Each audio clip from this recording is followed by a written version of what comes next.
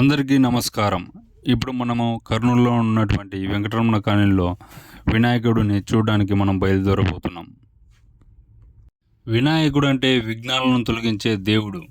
ఏ పని చేయాలన్నా మనం మొదటగా వినాయకుడిని పూజించడం మన సాంప్రదాయం. ఎంట్రన్స్లో పెద్ద ద్వారంలాగా ఏర్పాటు చేసి మంచి లుక్ వచ్చేలాగా ఏర్పాటు చేశారు. ఇప్పుడు మనము ఆర్చి లోపలికి ఎంటర్ అయ్యాం. ఇక్కడ చుట్టూ లైటింగ్స్తో చూడడానికి ఎంతో సంతోషంగా పండుగ వాతావరణం కనిపిస్తుంది.